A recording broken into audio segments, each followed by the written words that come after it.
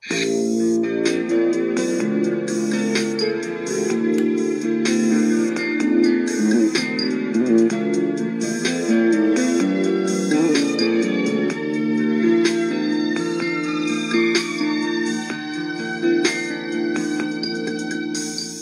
dating landas ko, di alam kung saan patungo. Puso at isip ko, litong-lito. Ngunit ikaw, Jesus, ang sa'kin nagbigay gabay.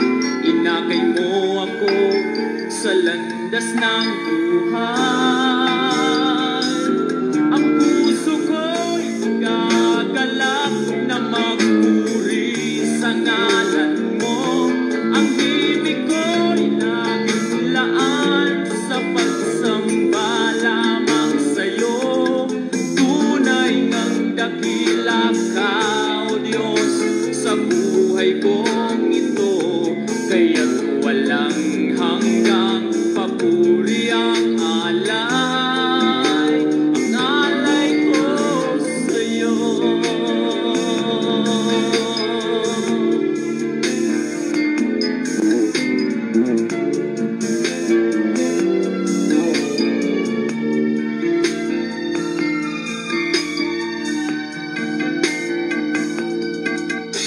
Ang buhay ko ngayon, payapa at mayroong kulay.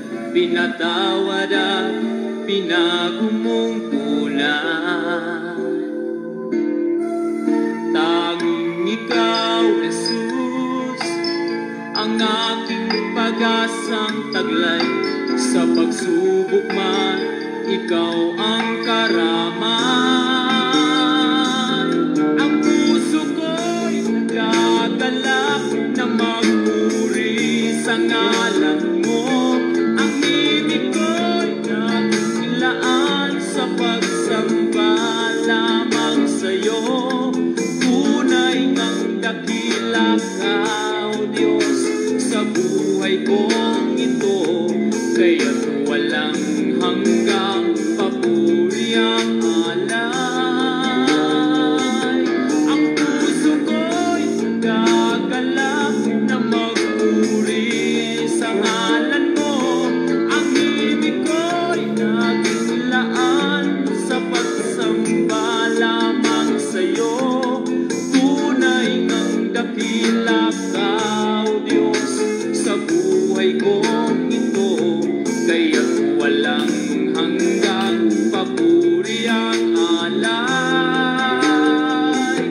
Ang puso ko'y nagagalak na magpuri sa ngalan mo. Ang ibig ko'y laging laan sa Purihin ang pangalan ng ating Panginoong Hesukristo. Mga kaibigan at mga kapatid, isang mapagpalang umaga sa inyong lahat sa pangalan po ng ating Panginoon. Sa awiting ito na inyo pong napapakinggan ay muli pong sumasa inyo ang programang Si Jesus ang Buhay na Pag-asa. Kayo po ay nakikinig sa himpilan ng New Gen FM 100.7 at dito po sa Bayan ng Bulan tayo po ay napapakinggan. At sa pamagitan din po ng ating page, UPC Bulan Church, ay napapanood po tayo mga kapatid sa ating Facebook Live. Sa muli, ito po ang inyong lingkod, Pastor Randy Rosare ng United Pentecostal Church Bulan, na bumabati po sa inyo sa pangalan ng Panginoon at nag-aanyaya na sa loob ng isang oras tayo po ay magsama-sama sa isang banal at makabuluhang pag-aaral ng mga salita ng Diyos. Ngayon po ay araw ng Miyerkules, mga kapatid. Salamat po sa Panginoon sa panibagong umaga na ipinagkaloob po sa bawat isa sa atin.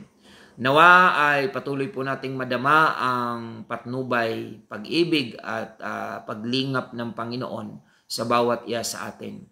Saan man po kayo naroroon, mga kapatid, anuman ang ating mga kinakaharap sa buhay na ito, yan man ay pagpapala o mga pagsubok, karamdaman man o kagalingan, nawa ay patuloy nating madama ang kadakilaan ng ating pong Panginoon. Ang Diyos ay nagmamahal sa atin sa lahat ng sitwasyon ng ating buhay, sa lahat ng panahon, because He is the God of all season. Kaya tayo man ay nasa mga suliranin, damhin natin na mahal po tayo ng Diyos. Tayo man ay nasa mga pagsubok o mga pagpapala o katagumpayan, mga kapatid, nananatili at hindi nagbabago ang pag-ibig sa atin ng ating Panginoon. Welcome to our program, Si Jesus ang Buhay na Pag-asa. Ang programang ito ay araw-araw po nating napapakinggan dito po sa New Gen FM 100.7, alas 5 hanggang alas 6 ng umaga. At salamat po sa inyong patuloy na pagsubaybay, mga kababayan, sa napakaaga nating programa. Maaring ang ilan ay natutulog pa, ngunit salamat sa mga gising na at bukas ang radyo, kasabay ng pagbukas ng inyong mga puso at isipan. Ang dalangin po namin sa Panginoon ay patuloy po kayong pagpalain. Ang programang ito ay maghatid po sa inyo ng espiritual na kalakasan sa tulong at biyaya ng ating Panginoon. Binabati po natin ang isang mapagpalang umaga ang ating mga kapatiran sa United Pentecostal Church Bulan sa 3 congregation na ating pong pinangangasiwaan sa tulong at biyaya ng ating Panginoon. Good morning sa ating mga kapatiran dyan sa congregation ng UPC Magsaysay Bulan. Pagpalain po kayo dyan ng Panginoon, mga kapatid. Maging ang ating congregation dyan sa UPC Santa Remedios Bulan. Pagpalain po kayo ng Panginoon. Ganon din ang ating congregation dyan po sa UPC Iquirino Bulan. I-bless po kayo ng ating Panginoon. At binabati natin ang lahat ng mga first-time visitors po natin last Sunday. Meron po tayong 47 first-time visitors last Sunday sa ating malaking pagtitipon na ginanap dito po sa UPC Compound, Iquirino Bulan. Salamat sa Panginoon sa kanyang biyaya tabag, sa kanyang patnubay at pagpapala na ipinagkakaloob, sa katagumpayan na patuloy po na nararanasan natin sa gawain ng ating pong Panginoon. To God be all the glory.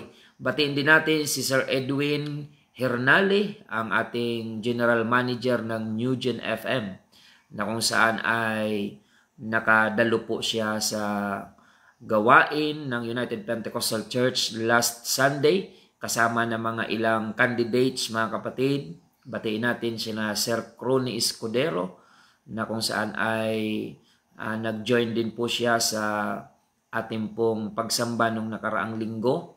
Sina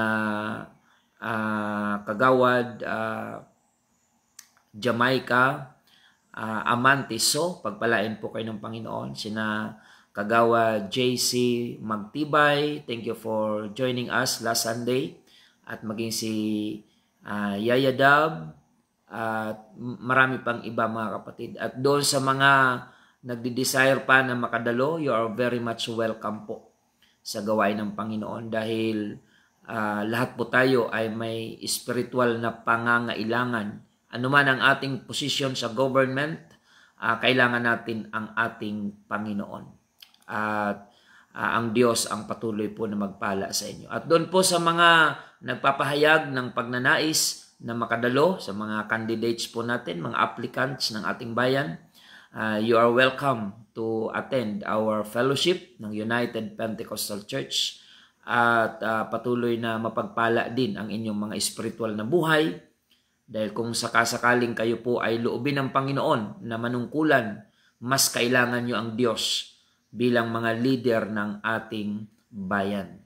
So, sa pamamagitan ng guidance ng Panginoon, ang sinumang manunungkulan, pagkatapos ng halalan ay makakapanungkulan ng may katapatan kapag ang Diyos ang mangunguna sa inyo pong mga buhay. So purihin ang Panginoon at binabati din natin ang lahat ng mga empleyado ng Bulan DSWD na kung saan kahapon ay invited po ang inyong lingkod as guest speaker sa kanilang spiritual retreat na ginanap po dyan sa Santa Magdalena. Pagpalain po kayo dyan ng Panginoon sa pangunguna po ni Ma'am Espinosilya, Ma'am Del, at sina Ma'am Susan, sina Ma'am Giselle, at lahat po na mga empleyado ng DSWD Bulan. Salamat po sa inyong invitation at ang Panginoon ang patuloy na magpala sa inyong trabaho, sa inyong agency, na kung saan may mahalagang papel na ginagampanan sa ating pong lipunan. Pagpalain po kayo ng Panginoon. At sa mga nais pong magpaabot ng inyong mga messages, mga kapatid, maaari yan ay prayer request, testimonies, o mga spiritual concern, mga kapatid, na magkikinabang ang inyong spiritual na buhay. You can text me at 0951-932-0038. 0951-932-0038. Yan po ang ating contact number, mga kapatid. Good morning kay Sister Milani Non Orolfo. Ayan. Pagpalain kayo ng Panginoon at magpatuloy po tayo sa paglilingkod sa Diyos. Si Violi Colyarin Bulyado, thank you for watching. Ang biyaya ng Panginoon ay patuloy po na sumainyo. Pakishare lang po ng ating episode ngayong umaga upang marami po ang mapagpala at maabot ng salita ng ating Panginoon. Maging si David Zian Bagaw. Ayan. Good morning, pagpalain ka ng Panginoon at ang Bagaw family dyan po sa Barangay Otabi, Bulan. Sina Sister Josie, sina Brother John Ricks, at maging sa ibang bansa si Brother Erickson Bagaw. Good morning po sa inyo. At maging si Sister Marlene Golyoso, watching right now from Tulatula Sur. Sister Renilda Agos and Brother Jofil and family. Good morning po. Thank you sa pangungumusta. Miss na namin po kayo sa gawain ng Panginoon. Patuloy po kayo magpakatatag at magpakatibay. Watching right now, maging Sister Regine Chuji ng UPC Japan. Sister Nancy Stayo, maging sina Kuya. Good morning po sa inyo. Si Pastor Alfred, kasama ko po kahapon sa aming mission sa Santa Magdalena, and maging Sister Let, pagpalain kayo ng Panginoon. Watching also right now, Sister Jane Ioy, dyan po sa kanilang tahanan sa Zone 7. At batiin din natin ang Guyal family dyan po sa Barangay Aquino, na kung saan ay pinagpapala po ang inyong paglilingkod sa Panginoon spiritually. Ang Guyal family, dyan po sina Sister Marjorie, Brother Ente Guyal, i-bless po kayo ng Panginoon.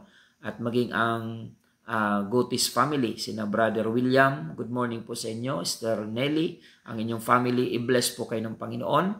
Maging sina Brother Louie and family, buong compound po ng Gotis family dyan. At maging sina Brother Chari Griego at sina Brother Raymar, lahat po kayo, pagpalain kayo ng ating Panginoon. Si Sister Arlinda and family, i-bless po kayo ng ating Panginoon. At maging dyan ang mga kapatiran natin sa Zone 7, i-bless po kayo ng Panginoon, mga kapatid.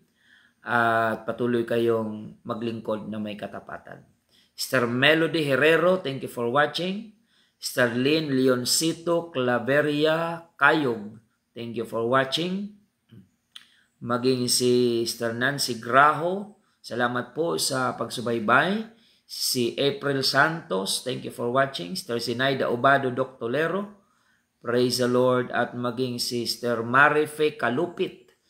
At ang inyong mga kasama dyan, Sister Michelle and si Brother AJ, good morning po sa inyo. Pagpalain kayo ng Panginoon. Maging Sister Laura Gumban, ayan, i-bless po kayo ng ating Panginoon at ang buong family. We're praying for you at sa inyong buong family. Si Brother Edmond Guwan, i-bless po kayo ng Panginoon. Sister Angelita Liguro, thank you for watching. Sister Evelyn Acuña, Sister Rebecca Montemor, Brother Marvin Santos, ayan, Brother Daniel Vargas Orgaya, thank you for watching. Sister Gemma Guelas, Sister Dolor Quezon, salamat sa pagsubaybay. Sister Milet Kaya, Sister Rose San Juan Pauyo, good morning. Sister Rene Rose Timikay, thank you for watching. Sister Rosalie de los Santos Tinoco, thank you for watching. And Pastor Joel Tinoco. Masigasig natin mga taga-subaybay itong ating mga kamanggagawa. Sister Sonia Maranya de Guzman, thank you for watching. Hindi ko mabasa itong Arabic name. Pakilagay na lang po kung sino po sila at kung kayo ay nasa Saudi. Arabic letter kasi ito. Pagpalain kayo ng Panginoon. Sister Virgie Flores, thank you for watching. Si Pastora Sheila May Piñaranda ng UPC Sabah, Malaysia. Thank you. Pagpalain kayo ng Panginoon. Ayan. From Saudi Arabia nga itong Arabic name. Maging si Sister Ann Nepomuceno. Thank you for watching. Taga Sumagungsong po ito pero nasa US po siya ngayon. Pagpalain kayo ng Panginoon at napakasipag nitong taong ito sa evangelism and soul winning. I-bless ka ng Panginoon, kapatid. Maging si Bernardo Matilde Leda Sidugen, thank you for watching. Pagpalain kayo ng ating Panginoon. Sister Egina Banisok Tayab, thank you for watching. Sister Gina Lynn Giocado and Brother Gerald, dyan po sa Lahong, i-bless kayo ng Panginoon. At isa sa masigasig nating bagong kapatid, si Brother Reuben Kalupit Gordola. Pagpalain ka ng Panginoon, kapatid, at i-bless ng Diyos ang iyong pag-i-evangelize kahit mag-isa siya, masipag sa evangelism. Sister Marlene Wagas Ayok, thank you for watching. Maging Sister Violi, ayan, Bulado. Si Sister Lisa Tahop Padayag, thank you for watching. At maging Sister Angelita Castillo, Sister Rebecca Openda, thank you for watching.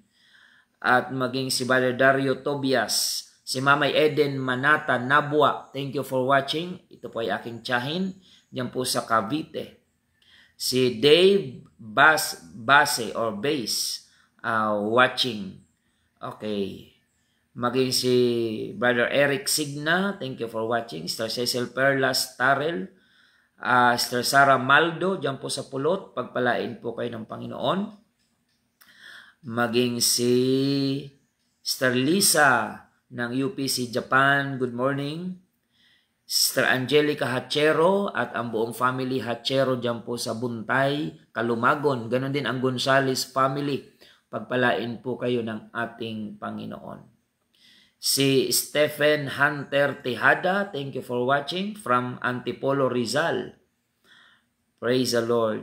Si Angel Bervien Hipolye at ang Hipolye family, Brother Rigor and Sister Cheryl, dyan po sa Zone 7. Ganon din ang aking mga kamag-anak dyan sa Gulyoso family, dyan po sa Zone 7. I-bless po kayo ng Panginoon at ang Bible study po sa inyong lugar.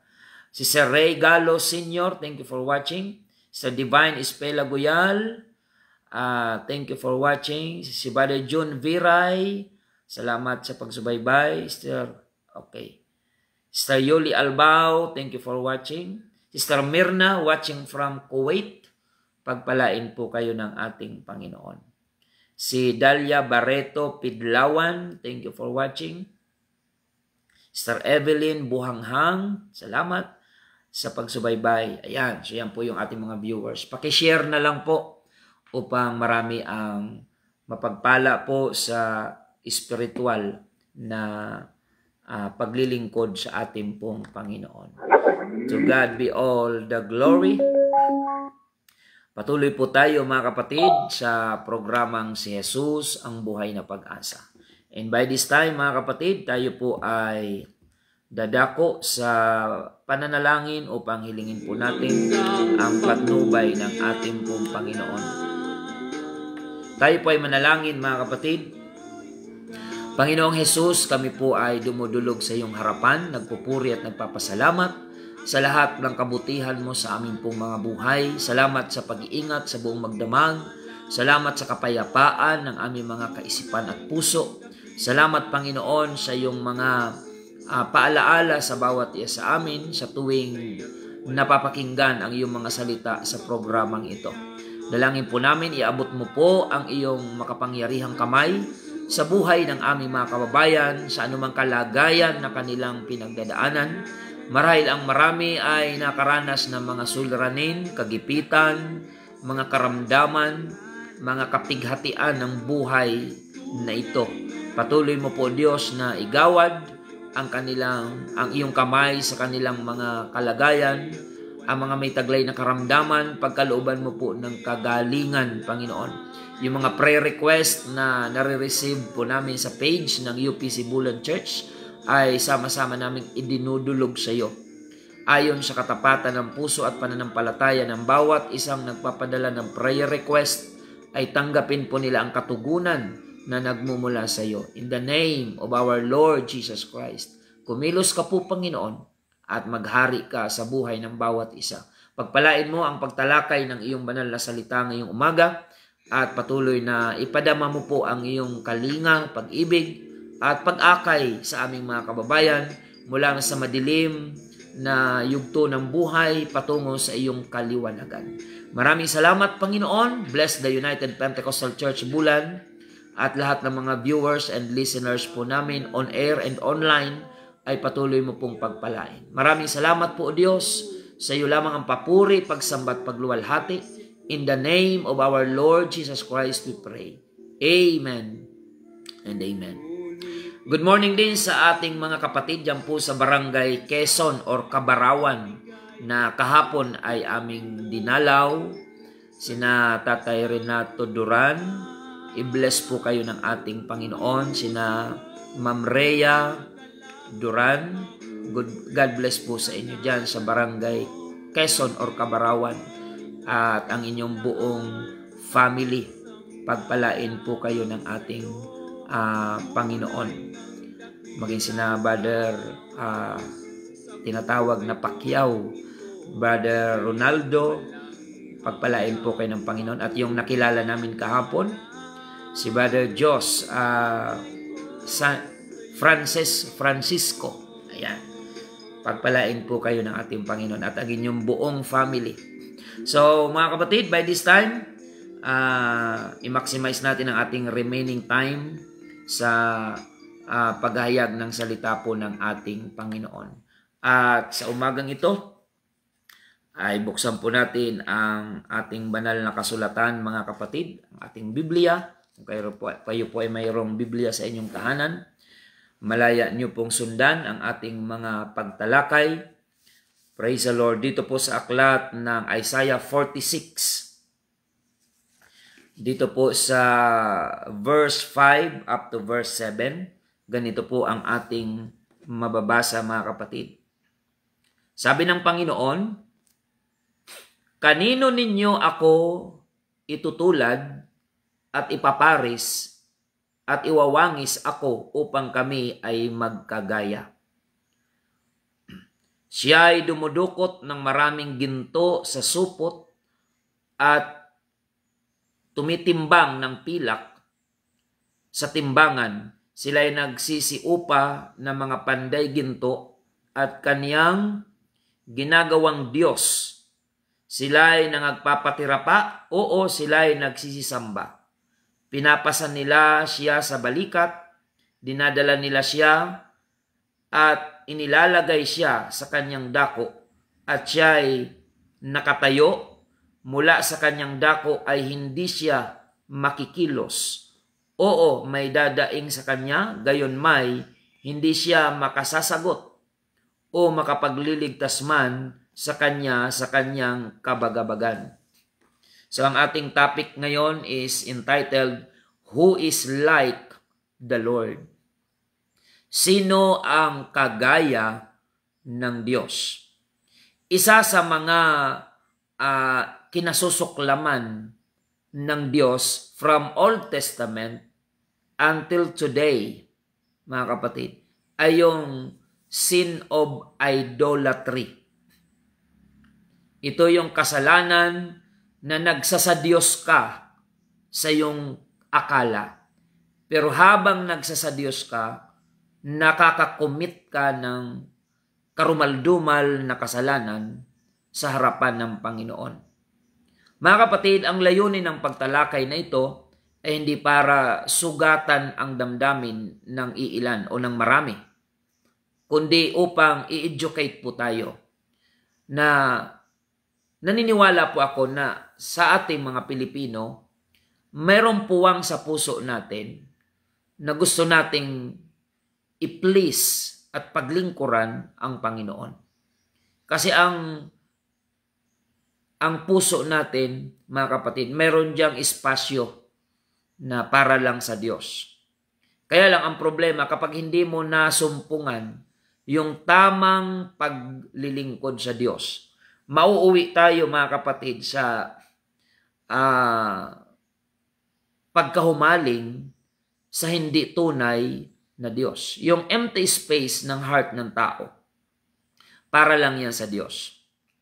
Na kahit punan mo yan ng punan ng mga bagay ng sanlibutan, for example, material na bagay, hindi yan mapupunan sapagkat yung empty space ng puso na yan ay para lang yan sa Panginoon.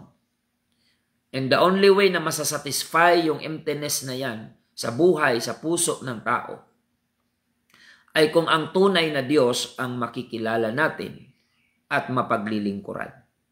So mga kapatid, ang Pilipinas ay isa sa mga pinakarelihiyosong bansa sa mundo. Patunay na tayo mga Pilipino ay meron tayong pagnanais sa puso natin na maglingkod at kumilala sa Diyos. Ngunit tayo po ay merong kinakaharap na suliranin sapagkat yung mga naunang nanakop sa ating bansa ay maling pagsasadyos ang itinuro sa atin.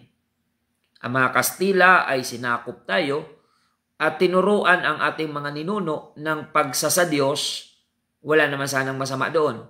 Kaya lang ang problema, yung pagsasadyos na itinuro ng mga Kastila sa ating mga ninuno ay salungat sa itinuturo ng banal na kasulatan.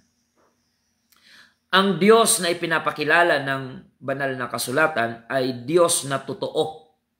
Ang nag-iisang Diyos, siya po ay Espiritu.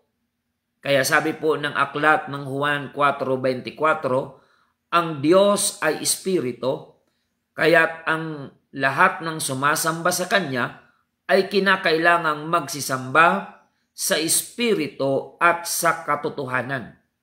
Noon pa man sa Biblia, from Old Testament time, kinasusuklaman na po ng Panginoon yung sin of idolatry. Yung kasalanan ng pagsamba sa hindi tunay na Diyos o yung tinatawag na Diyos-Diyosan. Ano po ba yung mga Diyos-Diyosan?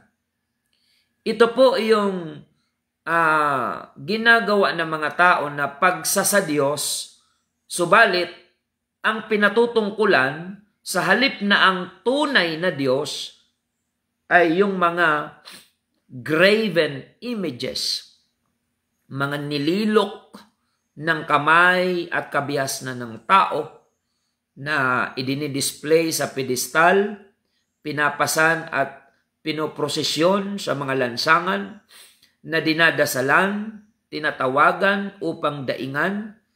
Binasa natin kanina, mga kapatid, maaaring ito ay kahoy, maaaring ito ay bato na nililok at inukit, o maaaring ito ay plastik, o sa mga medyo may kaya ay ginto yung materyales na gagamitin. Anuman ang materyales na gamit ng tao sa paglilok ng imahin na pinatutungkol sa Diyos, ang kauuwian po noon ay kasuklam-suklam, karumaldumal sa harapan ng ating Panginoon. Sapagkat ang Diyos ay Espiritu. Hindi siya maidodrawing, hindi siya mapipicturan. Ang Diyos ay Espiritu, hindi siya malililok, hindi siya pwedeng gawan ng imahin. Sapagkat ang gusto ng Diyos na pagsamba sa Kanya ay sambahin natin siya sa Espiritu at sa katotohanan. Yan po ang sinasabi ng banal na kasulatan if we will read the book of John chapter 4 verse 23 to 24. Tingnan po natin para mas matibay ang basihan ng ating mga taga-subaybay, mga kapatid. John chapter 4, verse 23, sinasabi po dyan, mga kapatid, that God is looking for a true worshipers. Ayan. Ang Diyos ay naghahanap ng mga tunay na mananamba sa Kanya. So, hindi po lahat ng mga gumagawa ng pagsamba ay tunay na mananamba. Sino ang tinuturing ng Panginoon na mga tunay na mananamba sa Kanya? Pakinggan niyo po ito. John chapter 4 verse 22, sinasamba ninyo ang hindi ninyo nalalaman. Sinasamba namin ang nalalaman namin, sapagkat ang kaligtasan ay nanggaling sa mga Hudyo. Datapwat dumarating ang oras at ngayon nga, nasasambahin ng mga tunay na mananamba ang Ama sa Espiritu at katotohanan, sapagkat hinahanap ng Ama ang mga gayon na maging mananamba sa Kanya. Ang Diyos ay Espiritu at ang mga sa Kanya ay nagsisipagsamba ay kinakailangang magsisamba sa Espiritu at sa katotohanan. Kinakailangan. Tandaan po natin yung salitang yan. Ang mga sumasamba daw sa Diyos ay kinakailangang sumamba sa Diyos. Saan? Hindi po sa larawan, hindi po sa imahin, hindi sa picture ng kalendaryo na ipinatutungkol kay Jesus Christ, hindi po drawing. Ang Ama ay dapat daw sambahin sa Espiritu at sa katotohanan. Yan ang tamang basihan ng pagsamba sa tunay na Diyos. You worship God, the one true God, in spirit and in truth. Espiritu at katotohanan. So, hinahanap ng Ama ang mga gayong mananamba. Kaya kahit ikaw ay sincero kapatid na nagsasadyos, maaring ikaw ay very devoted, ika nga, sa iyong inaakalang pagsasadyos. Ngunit kung yan ay salungat sa paraan ng Biblia, biblical na principle of worshiping the one true God, masakit man, kaibigan at kapatid, na habang ikaw ay nagsasadyos, ay nagkakasala ka pa nga sa Diyos. Kailan yon? Kapag sinasamba mo ang Diyos, labas doon sa prinsipyo niya. When you worship God, you must worship God in spirit and in truth. How about yung sumasamba sa Diyos gamit ang mga graven images, mga ribulto, inukit, imahin ng kamay ng tao na pinatutungkol sa Diyos? Yan po ay karumaldumal sa harapan ng Panginoon. Hindi po ako ang may sabi niyan. Ang Biblia po ang may sabi niyan. Basahin natin ang mga talata, mga kapatid, dito sa aklat ng Roma 1:21. Ayan. Simulan natin sa 20. Romans chapter 1 verse 20. Sapagkat ang mga bagay niyang nakikita, buhat pa ng lalangin ang sanlibutan ay nakikitang maliwanag sa pagkatanto sa pamamagitan ng mga bagay na ginawa niya, maging ang walang hanggan niyang kapangyarihan at pagkadiyos upang sila'y walang madahilan. Sapagkat kahit kilala nila ang Diyos, siya ay hindi niluwalhati nilang tulad sa Diyos, ni pinasalamatan, kundi bagkus ni walang kabuluhan sa kanilang mga pagmamatuwid at ang mangmang nilang puso ay pinapagdilim. Ang mga nangagmamarunong ay naging mga mangmang at pinalitan nila ang kaluwalhatian ng Diyos na hindi nasisira ng isang katulad ng larawan ng tao na nasisira at ng mga ibon at ng mga hayop na may 4 na paa at ng mga nagsisigapang. Ito ngayon, tinawag ng Panginoon na kamangmangan yung pagsasa Diyos, pagsamba sa nilalang na dapat sana ang sinasamba ay ang Diyos na lumalang. Mga kapatid, gusto ko pong liwanagin ito sa inyo. Hindi masama na magsa-Diyos ang tao. Hindi masama na magsagawa ang tao ng pagsamba. Kaya lang, ang gusto ng Diyos na pagsamba ay ang nakaayon sa nakasulat sa kanyang banal na salita.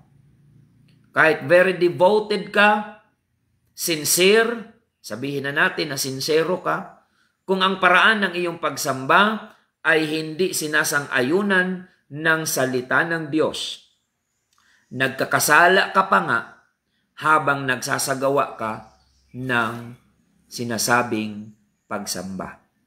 Ganon kaselan ang Panginoon. Kasi ang paglilingkod sa Diyos, hindi ang naglilingkod ang masusunod, kundi ang pinaglilingkuran ang masusunod. Kung sinasabi mo, kapatid, na naglilingkod ka sa Diyos, hindi ikaw ang masusunod kung anong paraan ang paglilingkod na gagawin. Ang Diyos ang dapat masunod kung anong paraan na paglilingkod ang iyong dapat gawin. Purihin ang Panginoon. Tingnan po natin ang sinasabi, mga kapatid, ng binasa natin. Pinalitan daw ng mga tao ang kaluwalhatian ng Diyos na hindi nasisira. Pinalitan ng kaluwalhatian ng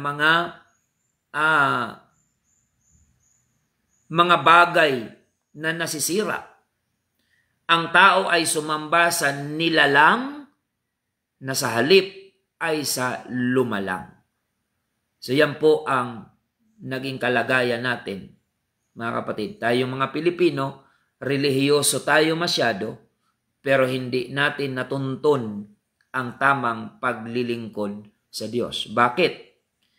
Kung tatanungin niyo po ang mga ninuno natin noon, kung may nabubuhay pa kayong mga lolo't lola na mga 90 plus ang edad, isa lang ang sasabihin nila, na sa kanilang panahon ay bawal silang magbuklat ng Biblia. Kung may mga kamag-anak kayo na mga malapit na mag-100 years ang edad, sasabihin nila na sa kanilang panahon ay hindi sila pinapahintulutan as ordinary citizen na magbasa ng Biblia. Kasi ang akala ng mga ninuno natin noon, ang mga religious leaders lang ang may karapatang humawak ng Biblia, mga kapatid. Kaya ano ang nangyari sa ating mga ninuno? Lumipas ang maraming panahon, naging ignorante sa salita ng Diyos ang mga tao. Naging relihiyoso, naging deboto, pero walang alam pagdating sa salita ng Diyos. Yan ang masaklap pero katotohanan, mga kapatid. Kaya ngayon, niluloob ng Panginoon na ma-educate ang ating mga kababayan spiritually. At yan ang pinaglilingkod natin sa programang ito. Nakilalanin natin ang tunay na Diyos. Kasi nagsasa-Diyos ka na rin lang naman. Alamin mo na ang tama. Alamin mo na ang kalooban ng Diyos, kung paano siya paglingkuran, kung paano siya sundin, kung paano siya sambahin, kung paano siya luwalhatiin, mga kapatid. Dahil yung pagsamba sa mga larawang inanyuan ng tao, huwag po sana kayong magdaramdam, mga kapatid, ito po ay hindi kalugod-lugod sa Panginoon. Manapa, ito ay ikapapahamak pa nga po ng tao doon sa dagat-dagatang apoy ng impyerno na siyang ikalawang kamatayan. Basahin natin ang sinasabi rito sa aklat ng Apokalipsis o Revelation, chapter 21, verse 8. Ganito po, ang mga babanggitin dito, para silang pila-pila, mga kapatid, enumerated yung mga uri ng gawa ng tao na ikabubulid niya doon sa dagat-dagatang apoy at asupre na siyang ikalawang kamatayan. Sino at anong klaseng mga gawa ang ikapapahamak ng tao sa impyerno? Revelation 21:8, ngunit sa mga duwag at sa mga hindi mananampalataya at sa mga kasuklam-suklam at sa mga mamamatay tao at sa mga mapakiapid at sa mga manggagaway at sa mga mapagsamba sa Diyos-Diyosan at sa lahat ng mga sinungaling, ang kanilang bahagi ay sa dagat-dagatang nagniningas sa apoy at asupre na siyang ikalawang kamatayan. Napakaliwanag po, hindi ako ang may sulat nito, mga kababayan. Binabasa ko lang po ang matagal ng panahong nakasulat sa banal na kasulatan na hindi po ito binabasa sa ating mga religious gathering, sa mga pagsamba, mga kapatid. Hindi po ito binabasa ng mga religious leaders sa relihiyon natin, mga kapatid. Pero nasa Biblia po yan. Kaya malaking pananagutan po mayroon ang mga religious leaders na inililihim nila sa taong bayan ang nakasaad sa banal na kasulatan. Gayon pa man, mga kapatid, bagamat may pananagutan ang mga religious leaders tungkol sa mga hindi nila naituro na katotohanan o yung sinasabing paglilihis sa katotohanan, ang bawat tao as individual ay binigyan ng Diyos ng responsibilidad na alamin ang katotohanan. Sabi po dito sa aklat ng Juan 5:39, mga kababayan, maaring inilihim sa iyo ng religious leader mo yung katotohanan sa Biblia. Pero ikaw as individual, you have the responsibility to search the scripture. Sabi po dito, John 5:39, saliksikin ninyo ang mga kasulatan sapagkat iniisip ninyo na sa mga yaon ay meron kayong buhay na walang hanggan at ang mga ito'y siyang nangagpapatotoo tungkol sa akin. Utos po ng Panginoon sa bawat isa sa atin na maaring inilihim sa iyo ng religious leader mo yung katotohanan. Pero ikaw na may tamang kaisipan, may tamang pagpapasya, o meron kang freedom of choice, ika nga, may obligasyon ka na binigay ang Panginoon na alamin mo ang katotohanan. Kaya ang pagtuturo na ito ay makakatulong sa iyo kung nagnanais kang malaman ang katotohanan, kung paano ba sambahin ang Diyos, ilan ba ang Diyos, sino ba ang Diyos na dapat nang sambahin. Kasi pagdating sa Ama namin, pattern of prayer, sinasabi po doon, Ama namin, sumasalangit ka, sambahin nawa ang pangalan mo. Bago ka makagawa ng tamang pagsamba sa Ama na nasa langit, ay dapat mo munang malaman kung ano ang pangalan niya. Sapagkat ang sabi ng Biblia, sasambahin ang Ama, sambahin ang pangalan mo. So pag hindi mo alam kung anong pangalan ng Ama, invalid ang iyong pagsambang gagawin sa Kanya. Mga kapatid, example na lang natin, yung parcel. Pag mali ang pangalan, hindi yan makakarating sa tamang kinauukulan. Yung paghulog ng sulat sa mga unang panahon na hindi pa uso ang mga gadget. Kapag nag-send ka ng sulat at mali ang pangalan, mali ang address, ay walang patutunguhan yan. So when you pray to God and you don't know who is God, sayang ng prayer mo. Para kang sumusuntok sa hangin. Dito sa programang ito, ipinapakilala po namin sa inyo. Mayroon lamang iisang tunay na Diyos. At may pangalan ang iisang tunay na Diyos. The name that is above every name. No other than Jesus Christ. He is the Father in creation. He manifested as Son of God in redemption. In our time, mga kapatid, God is working on us as Holy Spirit. in our regeneration. So, iisa lang ang tunay na Diyos. Tinawag siyang Ama sa paglikha, Anak, tinawag siya Anak sa pagtubos sa atin, at sa ating pagbabagong buhay, ang nangungusap, kumikilos sa ating buhay ay ang banal na Espiritu. Kaya yung Ama, Anak at Espiritu Santo ay hindi po tatlong Diyos o tatlong persona ng pagka-Diyos, hindi po. Kundi iisang Diyos na nagkaroon ng tatlong manifestation para i-address ang pangangailangan ng bawat tao sa kanya-kanyang panahon. Purihin ang Panginoon, mga kapatid. So, ikaw na individual, mayroon kang obligasyong saliksikin ang katotohanan. At makakatulong ito kung hahangad kang saliksikin ng katotohanan, ang mga pagtalakay na ito ay malaking tulong sa iyo. I-share ka ng ganitong pagtalakay upang matuntun mo yung katotohanan na iyong hinahanap, na mayroon lamang iisang tunay na Diyos at walang iba kundi ang ating Panginoong Hesukristo. So mga kapatid, binasa natin sa Revelation na ang pagsamba sa Diyos-Diyosan, na pagre-relihiyon po yan, mga kapatid, yan po ay pagsasadiyos kung turingan, pero kapag ganyan daw ang ating paraan ng pagsamba, ay kabilang tayo sa mga taong ibubulid sa dagat-dagatang apoy ng impyerno na siyang ikalawang kamatayan. At dito, mga kapatid, sa talatang ito,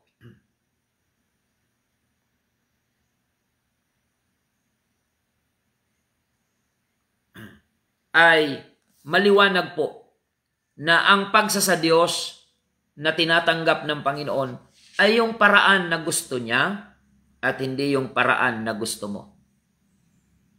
Kung gusto mo maglingkod sa Diyos, isantabi mo yung gusto mong paraan at hanapin mo at saliksikin yung gusto ng Diyos na paraan. At para matuntun mo yan, ang Biblia ang ating susundan. Let us worship the Lord in spirit and in truth. Maraming salamat mga kapatid, mga kababayan, sa ating munting pagtalakay. Ituloy natin ito bukas. Marami pa tayong mga talata. Ngunit ang oras natin ay very limited sa radyo, mga kapatid. Gayunpaman, ako'y naniniwala na ang Panginoon ay may pangungusap sa lahat ng ating mga taga-subaybay sa umagang ito. Purihin ang Panginoon. So, may part 2 po ito bukas. Ang title natin is, Who is Like the Lord? So, ipagpapatuloy po natin ito sa araw ng bukas sa ating pagtalakay. Tayo po muna ay magtatapos at manalangin po tayo sa ating Panginoon. Dakilang Diyos na makapangyarihan sa lahat, kami po ay nagpapasalamat sa maigsing oras na aming ipinaglingkod sa aming mga kababayan ang katotohanan ito. Maaaring may mga damdamin na masasaktan, ngunit tinitiyak po namin, Panginoon, na ang aming layunin sa pagtalakay na ito ay hindi para manugat ng damdamin ng sinuman, kundi upang ma-educate ang aming mga kababayan, dahil alam namin na may desire ang bawat tao na maglingkod sa iyo. Kaya kailangan nila ang guidance ng iyong salita. At yun ang aming ipinaglilingkod. Written word in the scripture, in the Bible, on how to worship you, worshiping you in spirit and in truth. Maraming salamat, Panginoon, at nawa mangusap ka sa puso at isipan ng ay mga kababayan. Lahat na makakapanood nito ay hindi mangingibabaw ang makataong damdamin lamang, kundi magkaroon sila ng conviction sa kanilang puso, na magkaroon sila ng hangaring makilala ka na nag-iisang tunay na Diyos, Panginoong Hesukristo. Maraming salamat, Panginoon. Bless our listeners on air sa radio and our viewers online sa Facebook Live. At patuloy nilang madama ang iyong pagkilos, pangungusap at enlightenment sa kanilang mga kaisipan, na ang programang ito ay maging kasangkapan mo, Panginoon, upang sila ay akayin sa tamang pagkilala at paglilingkod sa iyo. Maraming salamat po, Panginoon. Sa iyo lamang namin iniaalay ang pinakamataas na pagpupuri at pagsamba. In the name of our Lord Jesus Christ we pray. Amen and amen. Mga kapatid, maraming salamat sa inyong pagsubaybay. At ngayon po ay araw ng Miyerkules, meron po tayong mga prayer meeting magkasabay po. Alas 5 ng hapon, dyan po sa ating panambahan sa UPC Santa Remedios Bulan at sa UPC Iquirino Bulan. Alas 5 ng hapon, ngayong araw ng Miyerkules, ang ating prayer meeting. And for more inquiries, you can text me at 0951-932-0038. 0951-932-0038. Yan po ang ating contact number, mga kapatid at mga kababayan. At sa darating pong linggo, Sabado at linggo ang ating pagsamba. Diyan po sa Magsaysay Bulan Congregation, Sabado alas 6:30 ng umaga ang pagsamba. At dito naman po sa UPC Iquirino Congregation ay Sabado alas 8 ng umaga. At diyan naman po sa Santa Remedios UPC Congregation Bulan ay linggo po ang pagsamba alas 7 ng umaga. Maraming salamat po sa inyong pagsubaybay. At muli, ito po ang inyong lingkod, Pastor Randy Rosare ng United Pentecostal Church Bulan, na nagpapasalamat sa inyong pagsubaybay. Pakishare na lang po ng ating episode ngayong umaga. At lagi nating tandaan na tanging si Jesus lamang po ang ating buhay na pag-asa. Ang buhay ko ngayon, payapa at mayroong kulay, pinatawad at pinagumong kulay. Tanging ikaw, Jesus, ang aking pag-asang taglay. Sa pagsubok man, ikaw ang karaman. Ang puso ko'y nagagalak na magpuri sa ngalan mo. Ang himig ko'y nagkilaan sa pagsamba lamang sa'yo. Tunay ngang dakila ka, O Diyos, sa buhay kong ito, kaya't walang